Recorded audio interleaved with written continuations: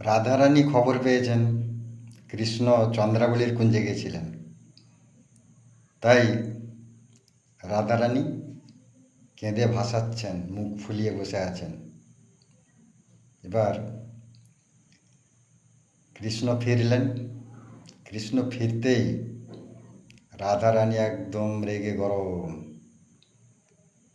পুরো 440 ভোল্ট। বেরো তুমি এখান থেকে, যাও আমার সামনে থেকে। আমি তোমাকে দু চক্ষে দেখতে চাই না, তোমার মুখ দর্শন করতে চাই না আমি। কৃষ্ণ ছিটকে পিছন দিকে চলে গেলেন। তিনি তো জানেন আমি অপরাধ করেছি, তা নাহলে তার সাহস থাকতো সামনে দাঁড়িয়ে থাকতেন। যেহেতু তিনি দোষ করেছেন, পিছিয়ে গেলেন রাগ দেখে, যে না, একটুখানি পিছা নেই। এবার আস্তে আস্তে এক পা দু পা করে এলেন। এসে তার রূপের প্রশংসা করতে শুরু করলেন। রাধে, তোমার মাথার চুল যেন কালো মেঘের মতো, তোমার অঙ্গ যেন সোনা ঝরছে। এরকম পায়ের নখ থেকে মাথার চুল পর্যন্ত প্রশংসা করছেন। কোনো কাজ হচ্ছে না। এবার তিনি রাধারানীর পায়ে পড়ছেন। রাধারানী পায়ে পড়লেও রাধারানী গুরুত্ব দিচ্ছেন না, পা সরিয়ে নিচ্ছেন, পেছন ঘুরে চলে যাচ্ছেন, এদিকে চলে যাচ্ছেন, ওদিকে চলে যাচ্ছেন। তার তো বিশাল রাগ না, স্বাভাবিক কথা। তার স্বামী, তার সখা অন্য প্রেমিক সঙ্গে থাকবে, কোনো মহিলা সহ্য করবে? তারপরে সে সাধারণ মহিলা নয়, তার পায়ের তলায় ত্রিভুবনের সর্বস্ব ক্ষমতা আছে। যত পৃথিবীর দেবদেবী আছে, স্বর্গের দেবদেবী, সবার ক্ষমতা রাধারানীর পায়ের নিচে আছে। তাহলে তার রাগও যেমনি হয়েছে, অভিমানও হয়েছে, অহংকারটা তো অবশ্যই আছে। অহংকার থাকবে না যার এত ক্ষমতা? তো তারপরে কৃষ্ণ কি করলেন, মস্করা করতে শুরু করলেন, মানে ইয়ার্কি ঠাট্টা করতে শুরু করলেন। ভাবলেন ইয়ার্কি মেরে যদি একটু মনটা গলানো যায়। তারপর কোনো কাজ না হওয়াতে তিনি বললেন, রাধে, তোমাকে আমি সোনার হার বানিয়ে দেবো, তোমাকে আমি হীরের আংটি বানিয়ে দেবো।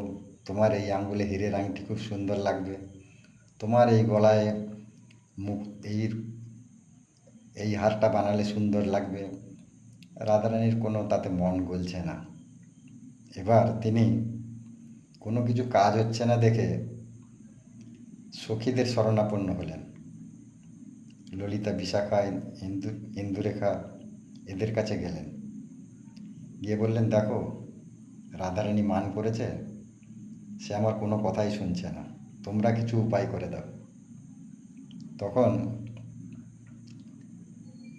সখীরা এসে রাধারানীকে বুঝালেন, তাতে কোনো কাজ হচ্ছে না। কোনো কাজ হচ্ছে না দেখে কৃষ্ণ খুব রেগে গেলেন। রেগে গিয়ে তিনি নিজের রণমূর্তি ধারণ করলেন। এই রাধে, তোমার কিসের এত অহংকার? কিসের গরম দেখাও তুমি? আমি কি কম আছি? তোমাকে আমি এত সুন্দর করে বোঝাবার চেষ্টা করছি, তোমার প্রশংসা করছি, তা বলে কি তোমার অহংকার বেড়ে যাচ্ছে? আমার ক্ষমতা তুমি কি জানো না? আমি সত্যযুগে কি করেছিলাম? ত্রেতা যুগে আমি রাম হয়ে কত রাক্ষস মেরে দিয়েছি, রাবণকে মেরে দিয়েছি। সত্যযুগে আমি বলিরাজার কি অবস্থা করেছিলাম তুমি জানো না? তুমি আমার কাছে কিসের অহংকার দেখাও? আর এই যুগেও তো আমি ছোটবেলায় কত দানবকে মেরেছি, সেটা তো তুমি জানো।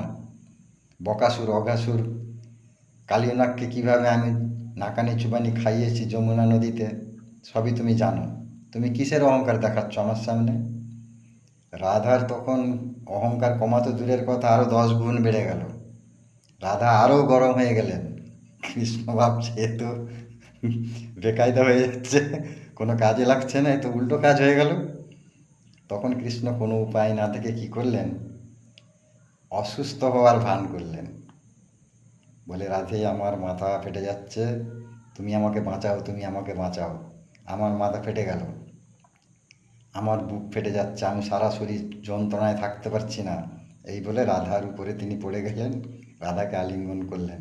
আর রাধাও বিশ্বাস করলেন যে কৃষ্ণ মনে হয় অসুস্থ, তিনি তার সেবা করতে শুরু করে দিলেন।